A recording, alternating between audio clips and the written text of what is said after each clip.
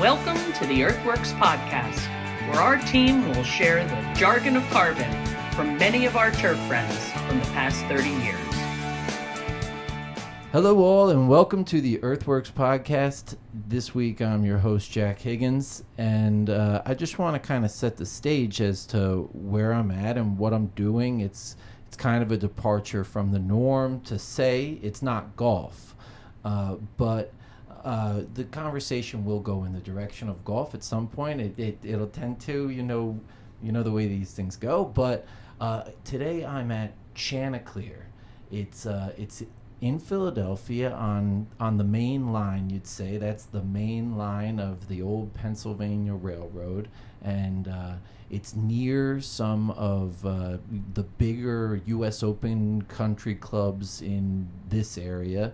It's near Aronimink, right down the street from St. David. Overbrook is nearby. Villanova University is right here. It's a beautiful place outside of Philadelphia, and you've heard it referred to as the main line, and it is the original line west, where the people that had money and would have a country estate would go and get some land and build these beautiful country estates, and that happens to be kind of the setting for where I am today, but not in 1913, right now here in 2023. So with that being said, I'd like to welcome this week's guest, Mr. Scott Steinfeldt, because he's welcomed me here to his office here at Chanticleer. So Scott, welcome on the podcast. Oh, thank you, Jack, for having me. It's a pleasure. I've listened to these podcasts since they started, and I've been a fan of them. So it's interesting to be on this side of the microphone for a change. Yeah, you're the guest, man, and this is exciting. I kind of teased that the conversation kind of will go to golf at some point, and that's really in your history.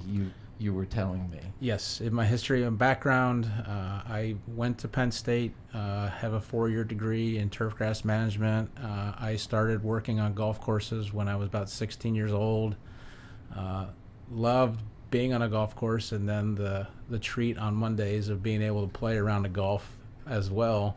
And from one thing to another, I worked at Oak Hill Country Club for about 4 years, and then got to help with the renovation of the West Course at Oak Hill when they were getting ready for the U.S. Amateur back in '98. All right.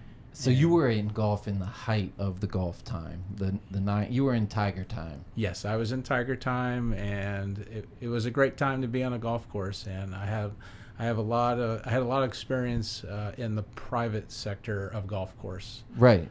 And it was something fun, and it was something that was for me it was very rewarding. I know a lot of us that work in this industry really enjoy kind of the not the instant gratification, but the pleasure in seeing a job well done with how the property looks when it's maintained and mowed in a particular fashion, and that's what kind of drew me into golf. Well, if that's something you liked about golf, then you happen to now be in the coolest spot to work, because there is no piece of land that is more kind of breathtaking at every corner. A totally manufactured piece of land. It's not like this is like some nature walk, but although you are out in really beautiful nature, but just it's a secret garden sort of feeling here. Yes, it's a place where I have to remind myself to actually look up and smell the roses, so to speak, because I always have my head down and I'm looking at the turf. Right, and right. That's my main focus. But what the horticulturists have done here, it's absolutely breathtaking, because there's basically, it's not like a room, but there are more like areas of the gardens that have different types of plant palettes and themes to them. And as you walk around, it varies in color and textures. And we're not a typical botanical garden, so to speak. We do have signage, but it's more hidden. And part of the reason for that is for the guests to engage with the staff, to ask questions, and to have a dialogue.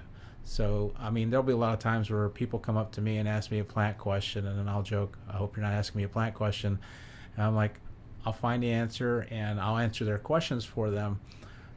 But it's there so that people can engage in the display and not have a lot of signage kind of in the way. Right. So, It's like walking around an art museum, walking around here. correct. Yep. Like, and you really can be taken by the view without anything interrupting in between you. You mentioned even that there's not really any plastic out there.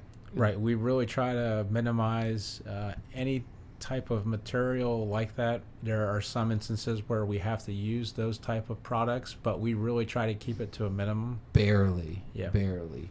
Even little the hoops you use to redirect traffic. There are these really kind of nice little bamboo hoops. Like, Yep. So down in one section of the garden is referred to as Asia. okay. And there is a bamboo grove there, and so we will actually harvest the bamboo, and there are staff that will actually split the bamboo to make new hoops each year. And so, as opposed to, like, for me, when I was coming from golf, we had ropes and stakes, Yeah, of course. and instead of using ropes and stakes to try to direct people away from an area, we use bamboo canes, and we use them in a way that's more artistic and decorative, as opposed to just putting ropes and stakes out and saying, hey, this area is closed off. So That's a perfect way to put it. It's artistic. And there's an artistic touch to the entire property. Every single corner, every piece has this very artistic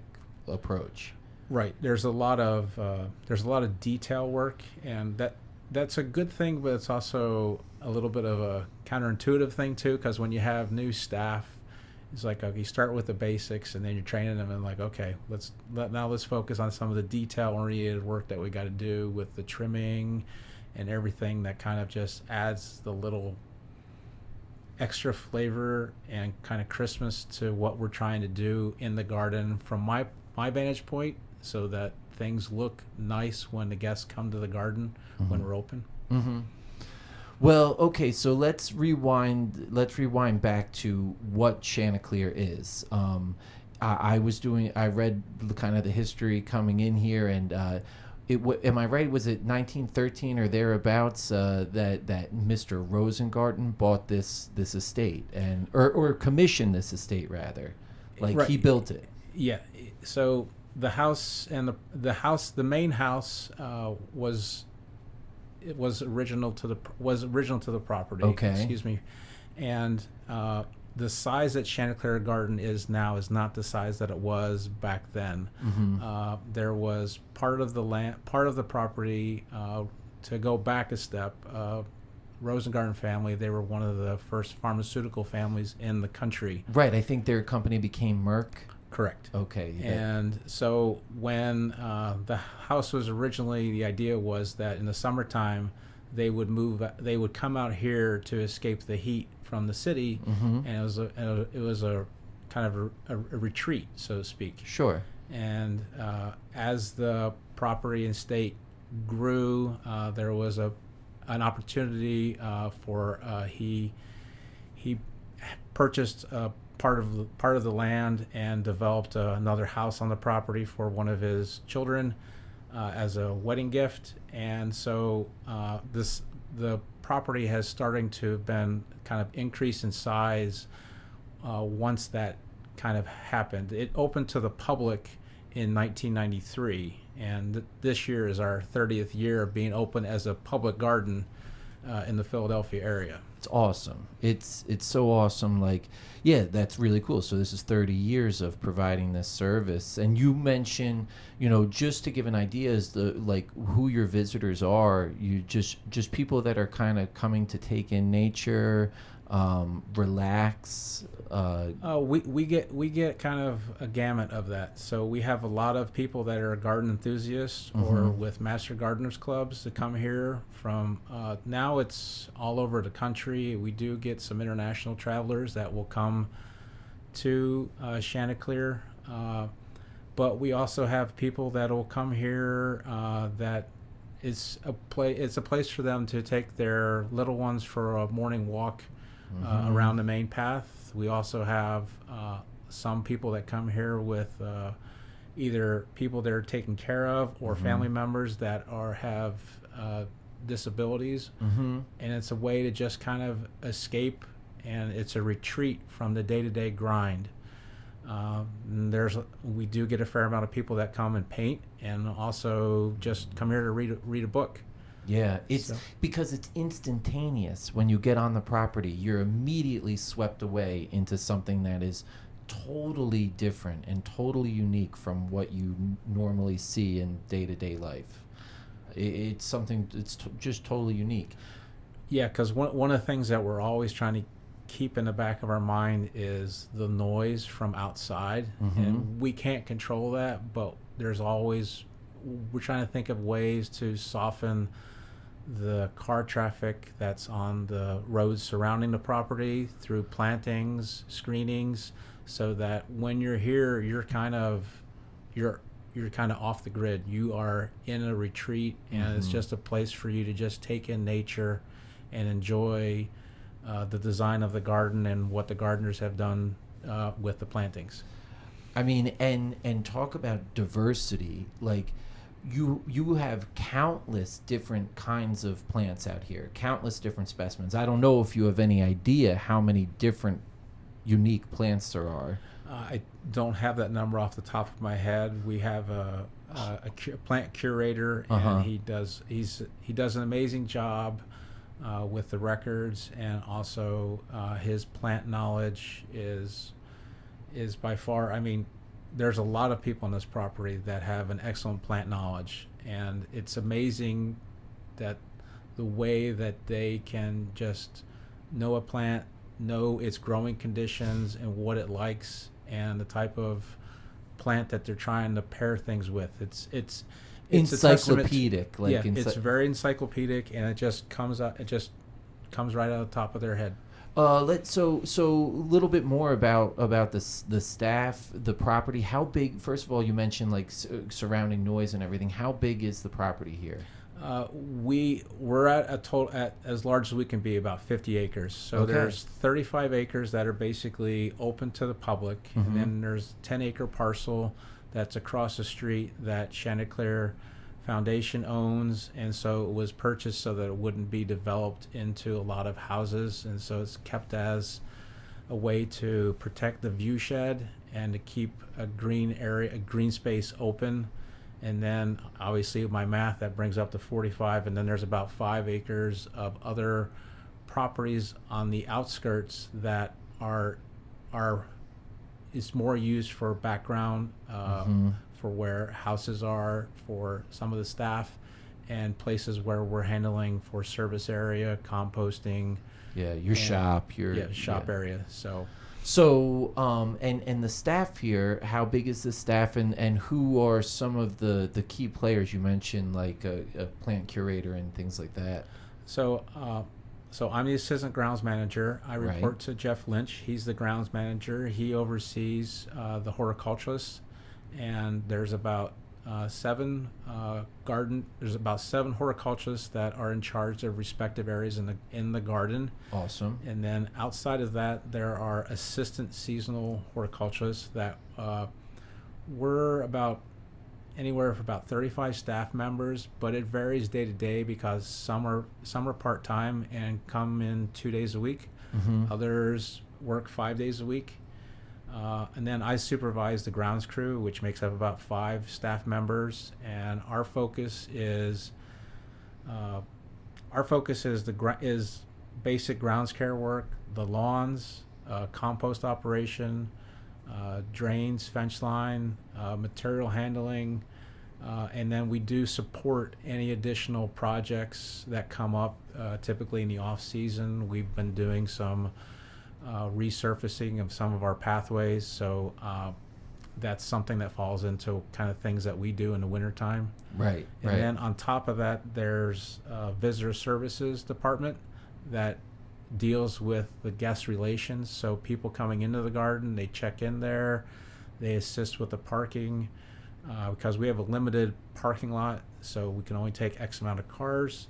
And they also assist with programs. So we have classes that are offered on different topics. Some of the horticulturists will give classes in the evening on different topics that are going on based on seasonality, plant display, and then there's the administrative office, and then we have the executive director, Bill Thomas. He oversees all of us and basically is the one who keeps us moving forward with the vision of the garden and keeping up with the mission statement that the Rosengarten family wanted for this place. Yeah, this place is such a service. That seems to be what the mission statement is. Because, like you said, you're putting on classes, like you're providing this service to the community, and there's a board of directors that oversees as well, right? Yes, there is a board of directors, and when I first came here, I started here in 2009. My youngest son is 14, so it's always easy. I'm like, how old is Zachary? Oh, 14. Okay, I've been here 14 years. Yeah. And when I was interviewed, I remember him saying, I want people to come here and take away things from the garden that they can do on their properties. Wow. So it's more of a teaching garden. Yes. And you make things accessible. You make things in a way that you can do this. Like you can plant like this. You can make beds like this at your place. Yeah, that's very cool. Excellent. I mean, so yeah, you mentioned you started here in 2009, and you were in golf through all that time before that. Right. I was in golf course. I love golf. Right. 08, 09 was a tough time for golf. 08, 09, I was working with a management company, and I was working in a public golf course at that time, Ed Oliver in Delaware. And long story short, I was notified that I had to inform the crew that there was a layoff coming, and then I was told that I was being laid off as well. And so during that winter time, I was looking for a job, and I came across Chanticleer, and they were looking for someone to help manage the turf. Okay. And so I applied, and one thing led to another. I was given the opportunity to come here and handle the turf responsibilities, and then that has kind of basically grown into what I used to do on the golf course as a superintendent. Sure. I report to Jeff Lynch, the grounds manager, but I'm handling the safety committee responsibilities, right? Pesticide training for the technicians, compost operations, and it's been a good evolution. But a lot of the things that I did in golf really helped me and prepared me for this new career working in public horticulture. Yes. And so, well, let's talk a minute about public horticulture. I mean, we were cruising around earlier, and you mentioned to me that this area of Philadelphia is known as the garden capital of the country.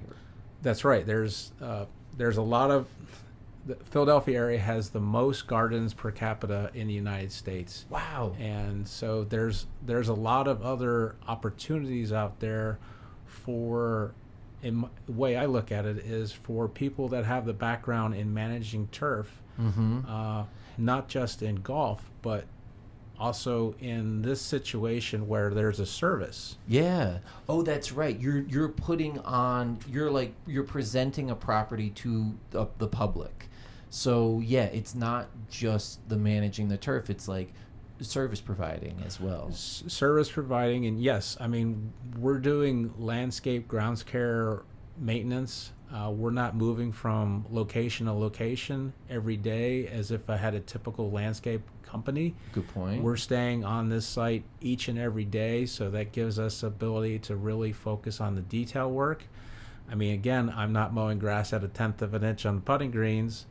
There are some days where I miss that. There are other days like, well, I don't have to be worrying about anthracnose right now. That's right. So, there you go. But we're mowing, around 3 inches, but we're also trying to provide a certain aesthetic. And the one way that I try to describe it is the turf is more like it's part of the canvas for the gardeners to plant around into, and it's to be part of it, but not outshow it, and also not to have problems, because if there's a problem or a brown spot, your eye kind of goes to that brown spot and it kind of detracts from the plantings and the visual that is going on in a particular area of the garden. So, we're trying to maintain it so that it looks aesthetically pleasing most times of the year.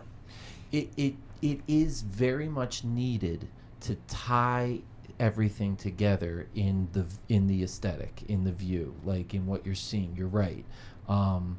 It functions more than just a path, because it is more than a path. There's wider lawns here and everything, but it's like a river that kind of like ties through the property. Correct. It leads you basically from one garden into another. And the one thing that I have found interesting since my time here is Chanticleer is a little bit different than other public gardens in the fact that we have a lot of grass pathways as opposed to pathways that could either be mulched or hardscaped or have another type of surface on them.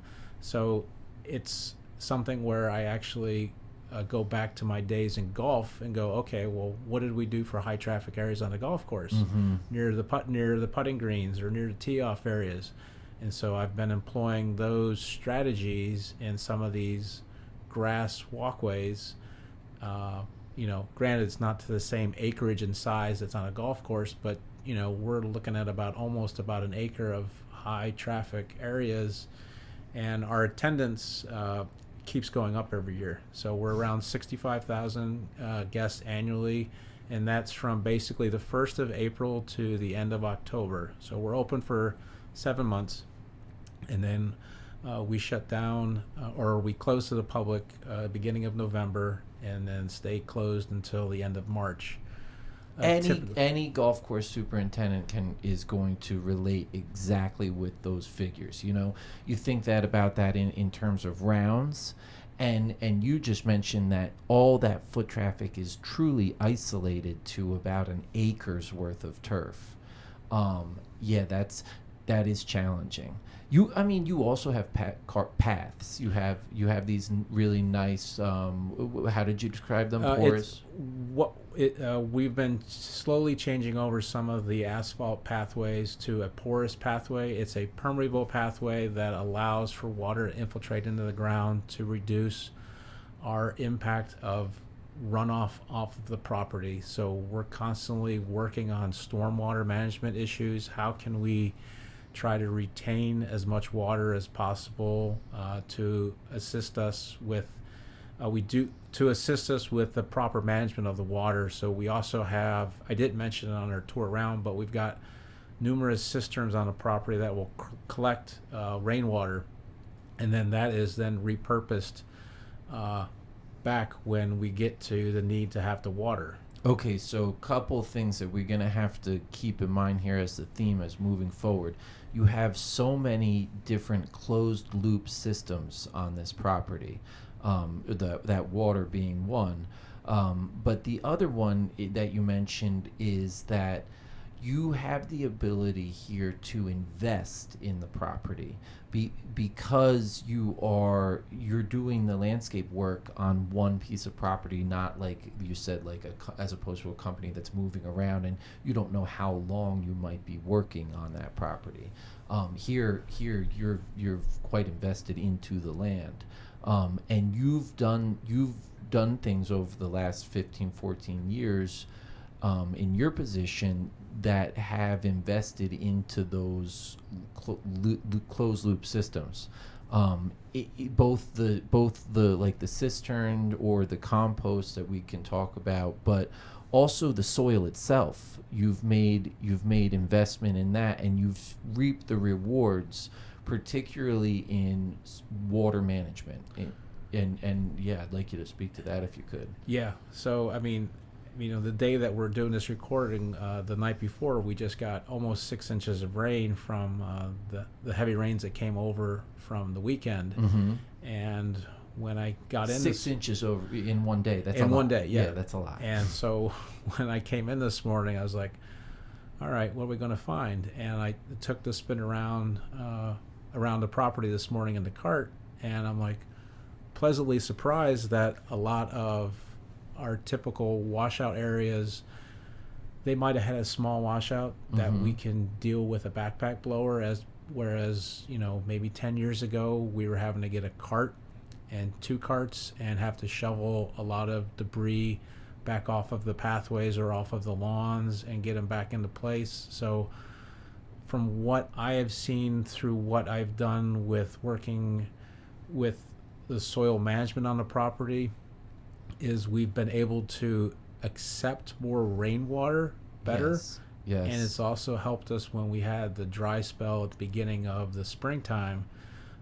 We're able to maintain green longer in the turf, as opposed to, I'm just viewing what's in my local area when I'm driving to and from work and viewing what I see in the neighborhood and surrounding properties. Right. And we have, to be honest, most of the turf that we cut on a weekly basis, which is about this time of year, we're up to 8 acres.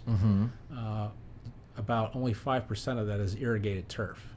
Wow. So there's a lot of unirrigated areas where, I have a spigot available, but it's not practical to try and be watering with sprinklers over the top as opposed to in-ground irrigation. Not practical at all. And, part of that is my belief of the fertility program that I've been using on the garden for a long time, which has been the EarthWorks fertilizer line. And I really believe that that's helping with the soil health and the structure of the soil, and it's been able to provide the microorganisms in the ground with a way to maximize the nutrients that I'm applying. Right.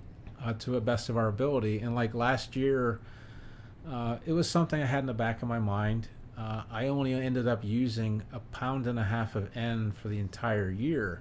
On these 8 acres of on turf. These 8 acres. Sure. And Wow. Like I've noticed that some of those inputs have decreased a little bit, but we're starting to use things that are helping to improve the efficiency of those fertilizers. I incorporate C3 because I seen the benefits about 4 years ago. We have some fine fescue areas on the property that we maintain a little bit more of a shaggy appearance. Oh, I love this project. Yeah. And I noticed by using the C3 that I didn't have to irrigate as frequently as I did before, and it's the soil characteristics of the area were very loamy, and typically beforehand I would have to do a lot of overhead irrigation to it's basically a circle at our main entrance that has 4 metasequoia trees, and the ground cover is fine fescue turf Right. underneath that, and I kind of let it go to about 6 inches of height, and I will, in the springtime, we take a string trimmer or a Red Max and we will cut off the seed heads 3 or 4 times in the spring to keep the fine fescue in a more of a vegetative state as opposed to reproductive. And before doing the C3, I noticed we were constantly every week having to go out and set up sprinklers on a Monday or Tuesday when we're closed. And when I started to incorporate the C3 component in about on a every 21-day schedule, I was like, I'm kind of able to stretch my water window, and so that kind of evolved. And then there was a few other areas that we developed with the fine fescue, and it's something that I'm like, well, if it's doing this in a non-traffic area, what can it do to help me in the traffic area? So I've kind of just kind of grown. It became part of a traffic management program. It became part of a traffic management program as well, because I'm seeing the benefits of applying it and able to keep the turf in these, I call them high traffic areas, to withstand the traffic that we're getting on a weekly basis. Mm-hmm. I think C3, I see it do that as well. I think it encourages more lateral growth which then encourages more stand density, that then is able to utilize moisture more efficiently and outpace the damage from wear. Yeah, so I've had to, it's kind of been not a slow transition, but it's been a transition of many of the things that I used to do in golf course to here. So I'm fortunate enough to work at a facility where if there's a piece of equipment that is in need of purchasing, I've been told I can go ahead and get it. Obviously I've do the due diligence and show them the reason for why I need to get a particular machine, but we have numerous pieces of aerification equipment that help in adding to the toolbox. What's one that's been a game changer for you? Well, the Toro 648 Procore has been really beneficial for me this year, because I've also added, thanks to DryJect, they've been coming in about once every 4 to 5 weeks, and I will have the high traffic areas DryJected, yes, and then we'll apply soil amendments to it, and then kind of in between those applications with the DryJect, I'll actually go out with the Procore in these areas, and I'll get the weekly report of how much traffic we've had that week, and I just go, all right, time for the Procore to go out with needle tines. Wow. And I'll needle tine the areas where I can. There are some areas where, it's not dealing with a push-up green, Mm-hmm. so I have to you kind of learn where you can go and can't go, and sometimes you hit a rock and you're like, oh, well, just broke 4 tines. Oh, yeah. Got to remember that for next time. Oh, man. So, but it's one of those things is all of the things that I learned in golf I'm applying here in the garden, and just trying to keep with that mission statement of keeping it green and keeping it aesthetically pleasing for the area. And right. We're trying, it does require a little bit of labor and input in regards to it, but I'm that's kind of my high priority areas, and so I kind of go off of those first, and then we work on the lower priority areas as we continue through the week, but they get work done to them probably once a week, whether it's a spiking, a Procore, a DryJect, soil amendment, or a foliar fertility. They're getting something. Yeah. Well, excellent. That's what it takes. And like you said, if you don't, and there is that kind of sore spot, in the lawn, it stands out.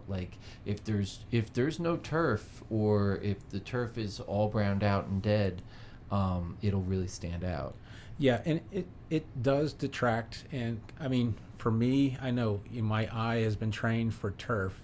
It'll go right to it. But I'm I'll ask some other staff members who it's not their main focus, just a simple question anything look out of sorts. And oh yeah, that brown spot over there. Okay.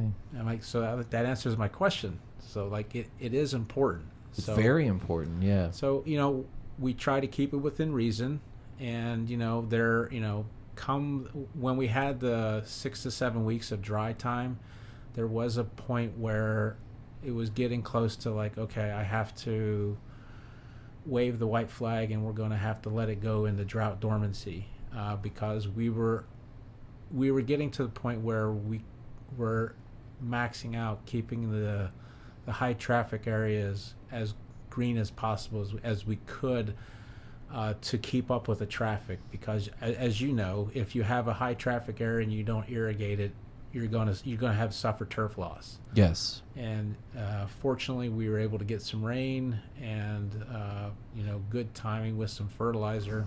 The recovery that you got in only a matter of 3 weeks, Mm-hmm. yeah, really remarkable. I mean, and I say recovery, it's not that it was, you didn't have turf loss, so it's not like you recovered, but your turf was trained like in the right way. You know, it was approaching that dormancy, but like it had, and this is also goes back to that soil, that ability to, with more soil organic matter, to manage more moisture and to be able to bounce back as soon as that soil, as soon as there was moisture, you maintain it. Yeah, right. And a part of that I credit to you, because you helped me with water analysis, and also to Dave Hunley. He's helped me with kind of the analysis of the soils, and I try to, on a yearly basis, take soil samples of the property, and it's been something that I really have found as being very beneficial, because, going with the adage, well, it's April, I need to go out with a fertilizer. Well, what is going to be the best product for me to use to try to improve the soil's health and make what I'm trying to grow, which is the turf, sustain that green and healthy appearance for as long as possible. And, kind of speaking and talking with the experts in those particular areas has been very beneficial. Well, thank you. For me. Thank you. I appreciate that. I mean, you put in the hard work of doing the soil tests and then reacting to the analysis that you see there with the program. I mean, that's the hard part. Right, and it's one of the benefits of being able to work on a property on a day-to-day basis, because you see the changes that go on during a weekly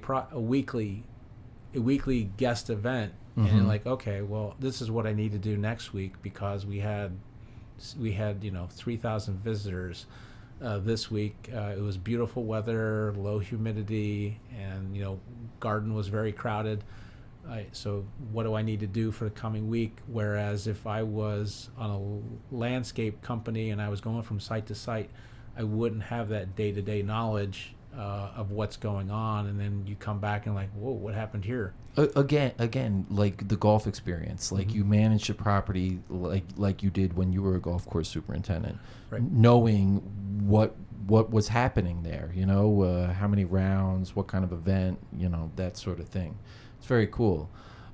So particularly in your Ware area, your high traffic area management program, you mentioned C3 and you mentioned the aerification, but those amendments, you really utilize the Renovate Plus and Myco Replenish at that point, right? That's right. Okay.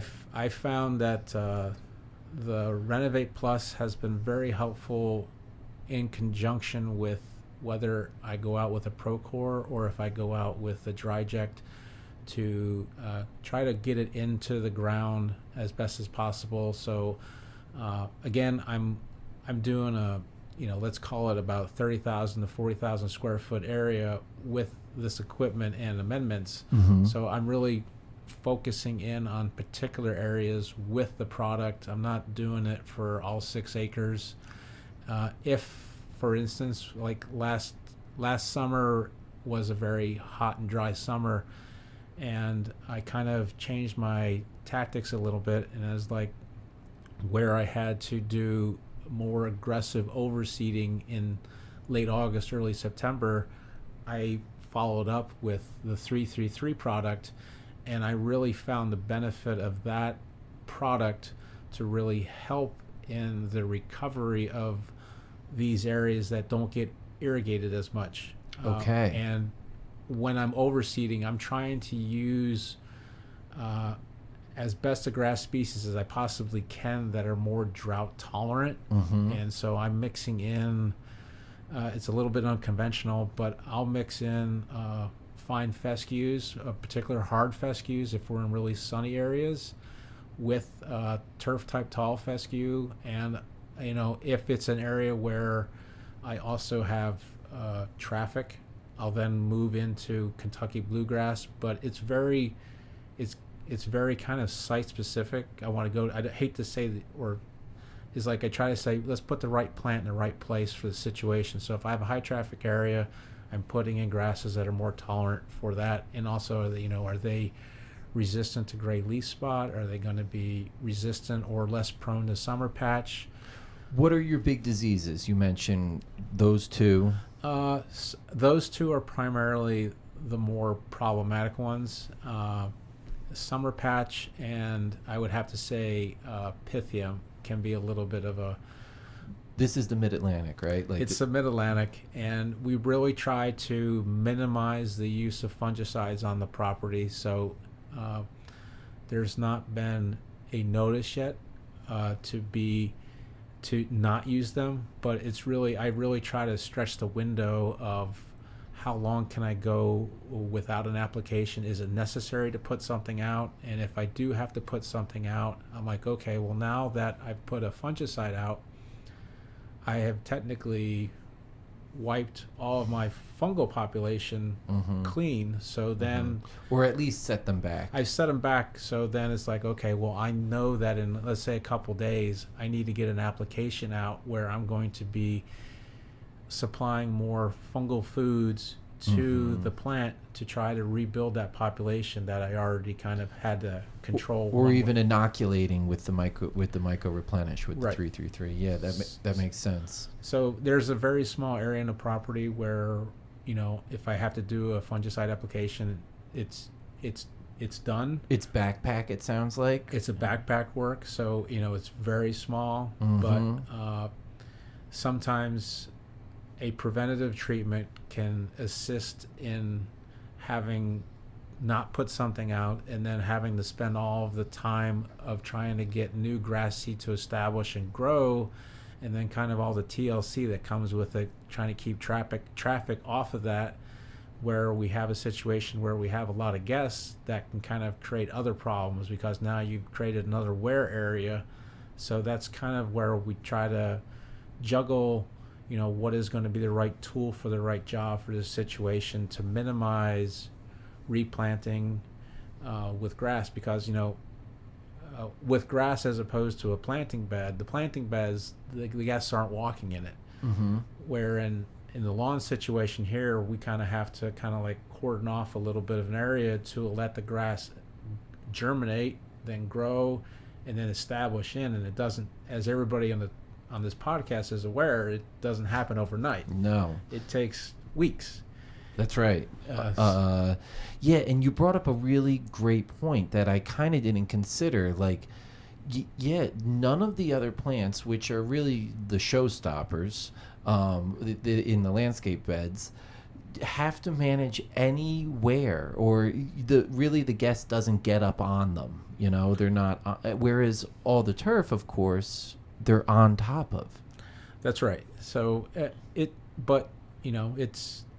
it's the career I chose. That's what we do, and it's what we do on a daily basis, and I guess I look at it as a challenge. It's like, okay, well, there comes a point of too much traffic in an area, and do I have to wave the white flag? And what we have done in some spots where I've had routine traffic issues is we have kind of put in larger stepping stones, but we've also then offset that with seams of sod, whether it be a half a foot or a foot in between, that's got grass in between it, so that it gives the look of grass, but it helps to combat some of the wear and tear of the foot traffic that these paths get. But again, it's always trying to find a way to keep it as green as possible and also as permeable as possible, so that we are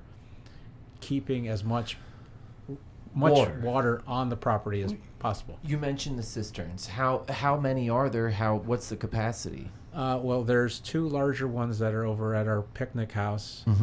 They hold about 26,000 gallons of water. Wow. And then there are a few other smaller cisterns around the property that hold anywhere from about 500 gallons to maybe 10,000 gallons.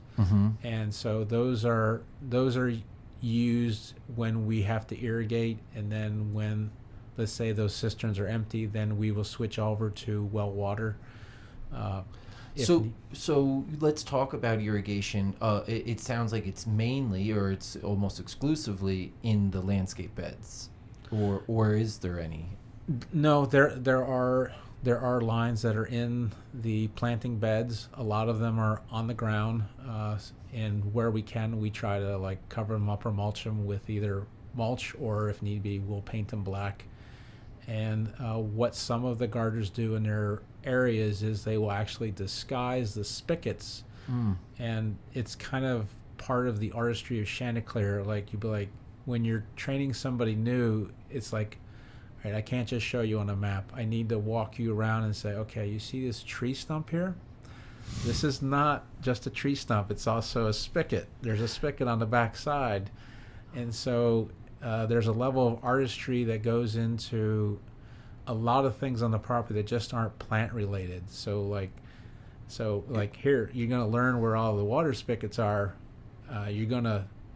You'll pick them up after you see them, but at first you won't recognize them because it might look like, a tree was there and now it's not, but it's just a stump.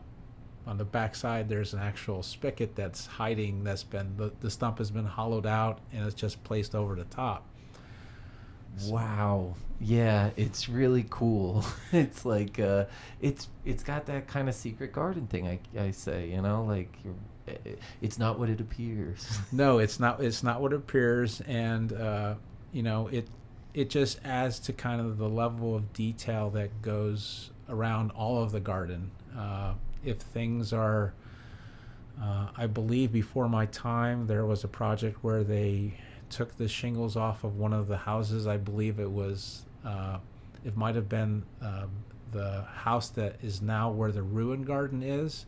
So the house was torn down, and they used the foundation of that house and then reconstructed a structure to look like a ruin, and then have plants going all up and around it. But they took the shingles off of that house when they were taking it down, and we have those in crates, and they will use the shingles as a walking pathway, and they will put designs in how they lay the shingles in the ground. It's very intricate planning. Yeah. To say the least. So it's a great place for a walkabout. Yes, it's a great place for walkabout, and I mean, when guests come here, it's not uncommon for them to have to come back 2 or 3 times to see more of the garden, because they could just escape into one area of the garden and then not realize that they didn't see the cut flower garden or Bell's Woods. How many rooms are there, did you mention? Well, let's see. You start up at... I use the air quotes for the listener. Rooms. So So when you come into the garden, there's 2 houses. The main house, Chanticleer, and 786 right now they have more of a tropical feel to them. Okay. So there's a lot of tropical plantings that go on around both of those houses. And then as you progress down the elevated walkway, that kind of changes to, there's some quaking aspens that are planted there to kind of rustle, and the pathway weaves in and out among the cryptomeria, so you can be a little bit elevated into the trees, and you're walking around dogwoods. That's right. As well, and then you kind of progress to, it's called the Serpentine, but it's more of an agricultural display bed. Yes, that's where the sweet potatoes are. That's where the sweet potatoes are, and then once you kind of move off of that area, that's also an open area that exhibits some turf as well. Right. It's one of the larger open areas on the property where as you're moving away from the house, there's a very large hill that kind of overlooks the lower portion of the garden. So you would be overlooking what's referred to as the Asia garden, pond garden, and parts of the ruin garden. You get an expansive feel in that area, like an open feel, as you do near like the cut flower beds and that. But anyway, keep going through our tour. And so as you make your way through Asia, it's a very kind of a respite from the openness that you were just walking through with the serpentine and kind of Bald Meadow. Bald Meadow is a unique area, but I'll talk about that a little bit later.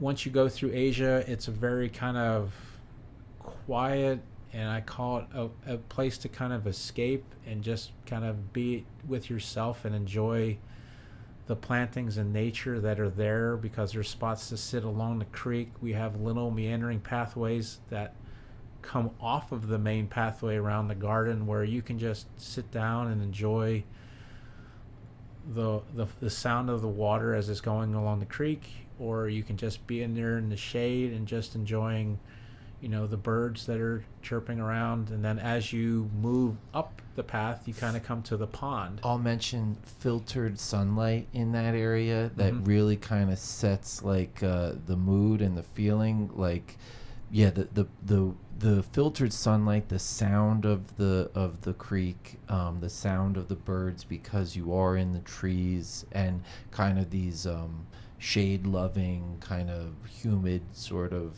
feeling around there. Those plants. It's a lot. You need to have plants that are going to be conducive to grow in some heavy shade.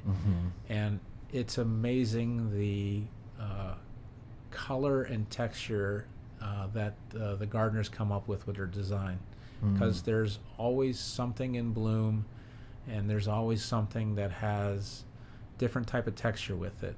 I don't have a horticultural background, but I've learned an awful lot in my time here to try and get an understanding of what the gardeners are doing, and also trying to understand some of the designs that that I'm seeing on a day-to-day basis. It's really cool. So, okay, through this area. So as we are exiting Asia, now we're kind of coming up to the pond garden, and that has a lot of koi in it, which is a big, crowd pleaser for the little kids. They love coming up to see the koi, and that has a very large arbor seated area that has a wonderful, beautiful growing wisteria on it. So it's actually spectacular in mid to late spring. And as we kind of exit that, then we kind of are now walking along the creek garden, making our way over to, there's a structure called the water wheel, and that was something that was actually, I believe they actually used to use it to pump water to the pool way back in the day. Now it doesn't serve that purpose now, but it runs as more of just to show, and implement a water feature on the property. Yeah, that's cool. The pool was the estate's pool. Was the Baumgarten? What did we say? The pool was going to be up at 800 at the main house. Oh, right. So right. I didn't mention that when I talked about the houses. Cool. There is a cool like estate pool there. Yeah. Okay, so the water wheel, we're getting now into where you kind of blend some of the operations into the presentation. Is that right? So we've gone from the water wheel, and then we're kind of making our way up the path, and then next we kind of come along with the ruin. Right. And so that takes you up. Again, you're going up a little bit of a hill to a structure. It looks like it was a house that kind of fell in the ruin, and it's got various plantings all around it, and on the outskirts of it, there's a very large dry gravel bed where plantings of various plants that can tolerate that type of growing media. Arid, like growing medium, sedums in there, I imagine. Correct. And then kind of surrounding that, there's 3 to 4 very large beds of Spirobolus, which is a prairie grass, and it's a pretty stunning grass to watch its transition and grow throughout the course of the year. And so it's a neat grass. It's not a grass that I'm mowing at all. Right. But it's really neat to watch how it grows from April all the way through to the end of October, and the seed head that it produces is just a very unique choice of ground cover. Cool. To break up kind of. How tall does it get? It's a clumping grass, and with the seed head, it's probably about 2 to 3 feet tall. Okay, so you can walk through it pretty easily if you wanted to. You could, right? And the clump itself gets about, I would say, 6 to 8 inches tall. So you can't mow it mechanically. Mm-hmm. So it's cut back either with scythes, or sometimes they will do very isolated burn around it, just to cut it back, because since it's a prairie grass, it's prone and used to fire. Right. So it's not something it's not accustomed to. Cool. And then once we've left the ruin, now we progressed over to the potting shed and the cut flower garden and the veggie garden. That's right. That's where I was saying, like, you have this cut flower garden, and you have the potting, like the potting facility that kind of is aesthetic as well. Like it's your operation, or it's part of the operations, but it looks really cool. Right. Part of it is the gardeners use it as an actual potting shed, but the other doors that are closed when we're open to the public is basically where I house fertilizer and other supplies in there, and trailers. So, yeah, from the outside, it's a very beautiful building, but it serves a very functional purpose for us, for how we get material around the garden, and also where I have to stockpile supplies that I'm using, and also the gardeners use as well. So this is also a good opportunity to bring up this theme of closed loop systems. You toured me around your compost facility too, which is really cool. You compost all of your waste material here on site. That's right. So it's something that when I first started here in 2009, there was a pretty large pile of compost that really wasn't getting used. And long story short, I started turning it more frequently with the tractor that we had, and then that kind of progressed to two times a week, and then it progressed to 3 times a week. It helped. But we have a very small service area. It's probably about maybe 15,000 square feet. Right. And so I was trying to find a solution to try and compost the material in the space that we had. And I kind of came across a system that uses air as the means of composting, so that you're not having to have the fuel usage, the wear and tear on the tractor, and the cost of an operator to be turning that machine as well, where we're putting the herbaceous material with either wood chips or leaves, and the only amendment that we add to it is biochar.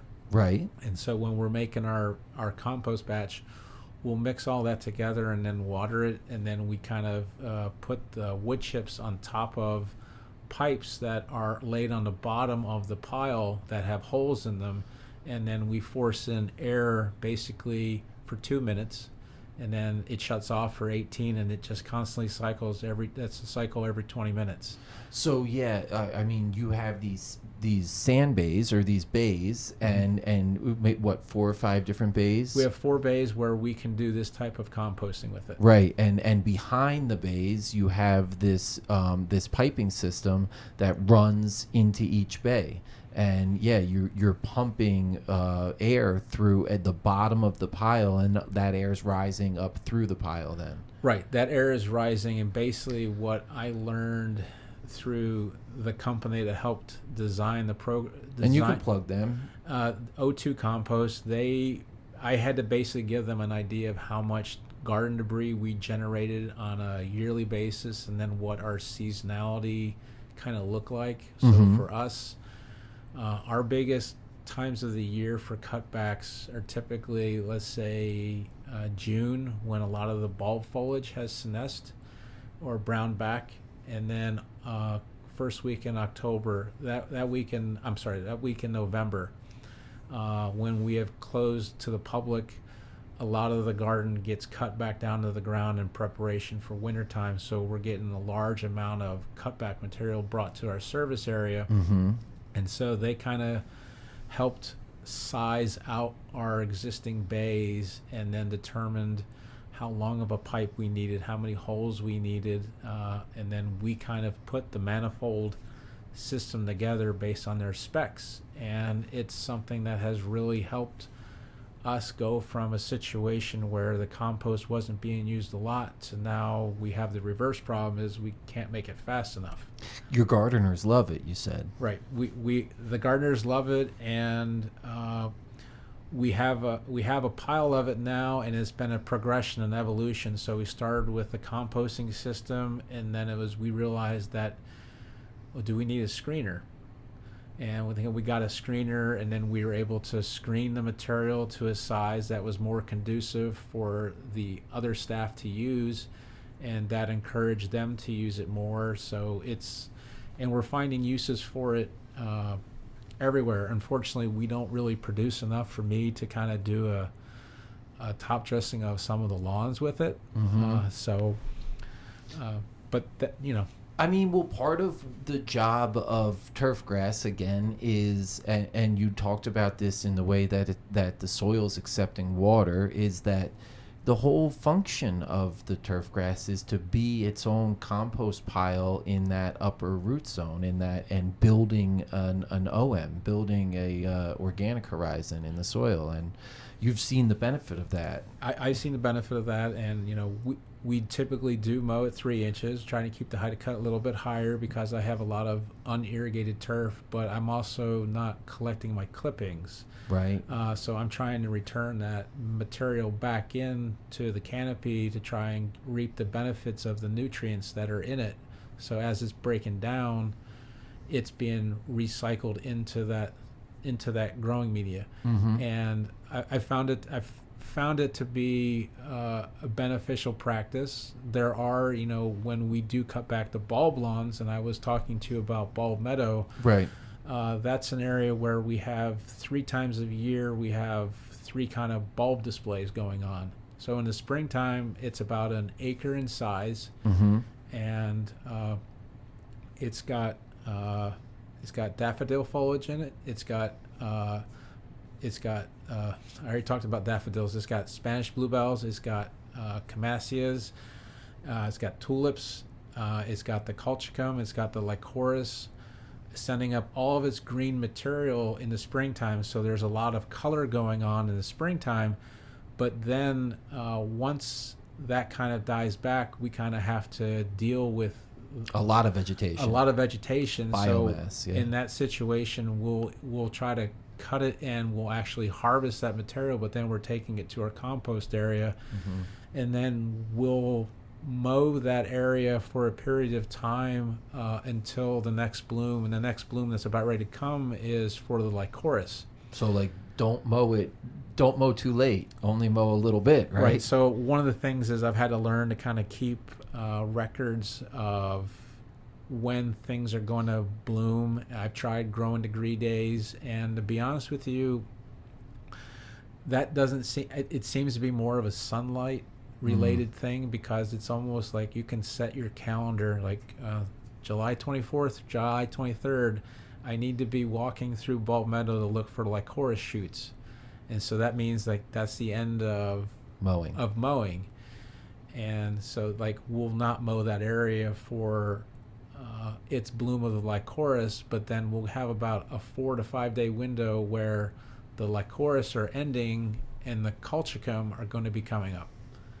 And so it sounds like mowing stops for a while. Well, we'll mow for that. We'll cut it once in preparation for the colchicum display, and then we have to let it go until basically that display is done, which is about middle October. Is the lycoris biomass as big as your spring flush? No, that's part of the interesting characteristics of bulb meadow is the springtime has basically almost all of the biomass because the lycoris and the colchicum in the springtime send up their green leaves, and they're harvesting as much sun as possible so that they can send the flower up for the lycoris in July, and then for the colchicum come late August. So when when you're looking at that hillside in July and August, you're literally just seeing flower stalks. Flower stalks and the flower itself. When it comes to the colchicum, it's a very low growing pinkish flower, and it's kind of low to the ground. So we try to, times of the year we have to adjust our height of cut depending on what's going to be in bloom next. Oh man, yeah, it's really cool. Yeah, it's interesting, and it's also a little bit of a challenge because last year we were able to do a renovation of the area, and one of the problems that we had in the area was we had a lot of orchard grass, and orchard grass in the springtime can be a really fast grower, and it actually shadowed out some of the Spanish bluebells and the camassias, and you really couldn't see them at all because the orchard grass was just growing so fast. So the timing wasn't ideal, but when we closed to the garden last year, we actually did a renovation of that acre area, but we did half of it. And again, this is the first week in November, and I'm slice seeding in hard fescues with some ryegrass, and then as we move into the shade, I'm putting in more fine fescues, and so I had to incorporate in blankets and try to get as much germination, a good take before winter came in. Now, this past winter was pretty mild. Yeah, you got lucky. But I did get lucky. So we got a very good catch. And so the one thing that I noticed this year is our spring display was not overshadowed at all with any tall growing orchard grass. Yeah. And we had more of these lower lying grassy fescues and ryegrass in there, and so like the display was a lot cleaner this year, and you can kind of see the line where we did the renovation work, and then I've been trying to take pictures to kind of show the difference. Did you utilize the micro replenish at that point too? I did. So when we did the seeding, I actually, before we put the blankets on, I incorporated in the micro replenish with the 333 with it. And then when I took the covers off, mid part of the winter time, I was very surprised at the catch that I got with it, because I was expecting to be a little bit spotty, because I'm like, it's a northern facing slope, and so I'm like, it's not getting a whole lot of sunlight. And yes, the trees have dropped all their leaves, but it's only getting maybe 2 to 3 hours of sunlight at that time of the year. And I was very, very happy with the stand of grass that I got in there. And now, whereas in years past I would be cutting that area every week, and what I'm trying to do is I'm trying to see if I can stretch that to, can I mow this at 4.5 inches every 2 weeks? So because there's nothing in there right now, and then when the lycoris bloom, it's going to have 4.5 inch height of cut with the grass below it, and it'll look uniform in that area with just this color coming through. Right, and it's got this color on top of it, kind of like a cloud. And then when the colchicum get ready to bloom, so then maybe we'll see if we can take it down to 3 inches so that it has the contrast between the pink and the ground cover of the grass. Oh man, it sounds so cool. It is. It's I'm fortunate enough that, given the opportunity to try to do what I can to help improve the background for the displays.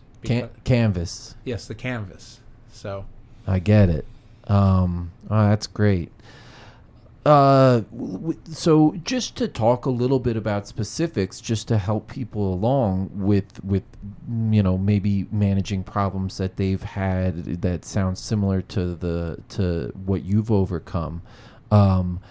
Specifically, your traffic program.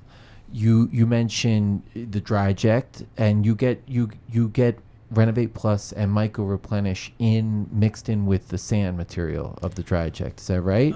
Well, I actually do it a little bit. What have you done? Yeah, I forget. I do it a little bit different. So we will just dry-ject, and I'm actually not. My main focus with the dry-ject machine is to try and get aeration down as deep as I can in areas, especially where there may be rocks or things underneath in the soil. So then I will then follow up with a granular application with the Renovate Plus over the top, and then drag it into the holes. Those channels as best as possible. In some situations, we will try to really work it into the holes, but my main focus is trying to get the holes there to at least keep oxygen in the soil to combat the foot traffic that it's getting. So while it may seem counterintuitive that I'm not injecting the material into the ground, when I first started doing it, we did do that with other material, and I saw the channels. I would take a soil profile, and I would look with it, and I would see that. But a lot of it, because we're cutting it at 3 inches, a lot of the stuff was also on the surface. So I'm like, well, is it just easier for me to just follow up behind the application from a labor standpoint, because now I've got to have somebody to supply to fill the machine and then run the materials. So you use just a coarse sand in the dry-ject, or what do you use through the dry-ject? Actually, we use nothing to the dry-ject. The dry-ject's main focus is just to be poking holes with the water and doing it as perfect. And then I'll just follow up behind with those applications. So use the dry-ject as an old hydroject. Correct. Yeah. Yeah. Like the old hydroject machine. Got it. I remember those Mondays when I would be hydrojecting 9 greens that were closed. So it was a slow machine, but it worked well. It worked well, yeah. So I'm basically using it as that.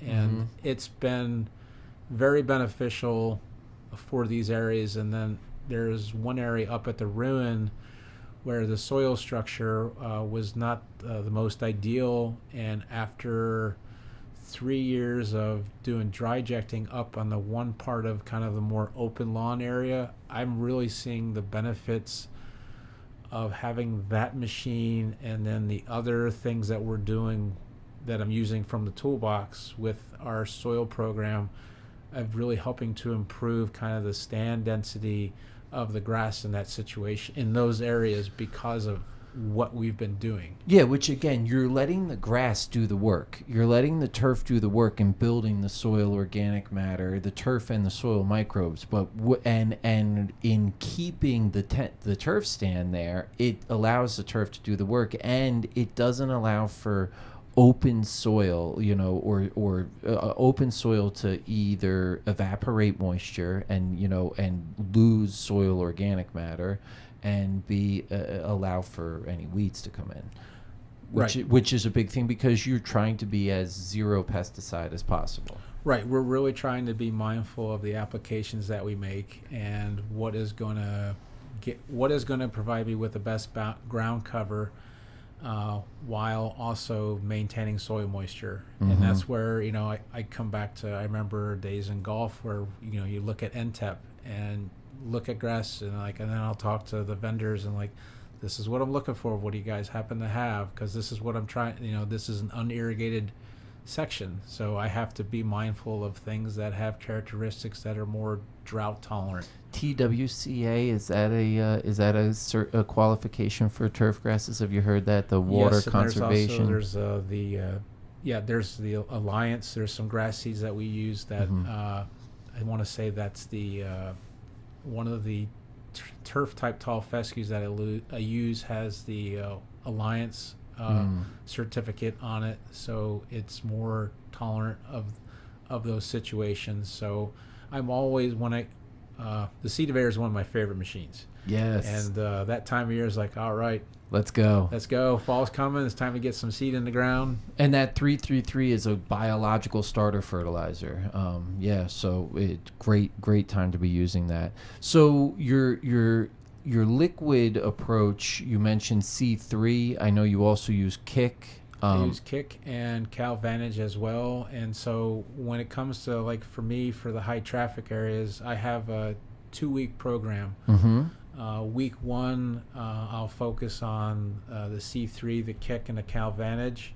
And then the following week, I'll follow up with a foliar package as well to help offset the foot traffic that it's getting, because I still have to maintain some type of spoon feeding to those areas to help combat the traffic and wear and tear they're getting. So and then week 3, I then kind of come back to the beginning and use what I refer to as a soil biology spray. I'm going out at 2 gallons of water per 1,000, trying to get that down into the soil to help the soil deal with the other stresses that are coming with it, which for me is foot traffic. And then we do have some areas that are more southern exposures, so trying to maintain soil moisture. Yeah, definitely. And allow the plant to react to those conditions that so grow through those difficult abiotic conditions. Yeah, that makes a lot of sense. Well, I really like what we covered here, Scott. Well, it's been a pleasure speaking to you. All right, yeah, I think it's been good. It was a lot of fun and really enlightening too. I also think you did a great job kind of setting the scene of Chanticleer, like kind of what it's like to be here. I feel like it really came across. Oh, thank you. I really enjoy working here because it's just not the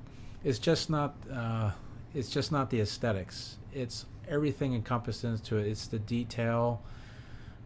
It's kind of the mission statement that this is a place for people to escape the day-to-day grind. If someone's had a hard day, they can come here, try to forget about the stresses that are going on in life for a period of time. If they're with a loved one, they can just enjoy the nature. And everything that comes with it, the mission statement of trying to be a learning garden, and people can take what they see here and try to apply it in their home situations as well, with asking some questions and finding out some of the things that we're doing and what we're trying to do here, and being a steward for the environment. And we're in the Upper Darby watershed, so we know that they have a big problem with flooding. So stormwater is a real big concern for us. How can we capture as much water? How can we reuse it? So that's really big. It's such a good point, especially on a day like today after 6 inches in probably 8 hours of rain time. And yeah, like just cruising here, I know, like punching in my GPS, it was all the signs came up like flash flood warnings. But yeah, you guys handled you taking the moisture. Yeah, yes, I was very happy this morning after the drive around, because that's kind of like on the way to work. I was like, what are we gonna find? So nice day to record the podcast too. All right, excellent. Thank you so much, Scott. Well, thank you, Jack. I appreciate the opportunity. All right, everybody. This was a really fun conversation, and really got to kind of dive into the specifics and kind of take a slight diversion away from the standard turf management situations. This is a really wonderful garden, and we got to kind of cruise through and listen to how Scott and the crew here manage it. So thank you all so much. Enjoy.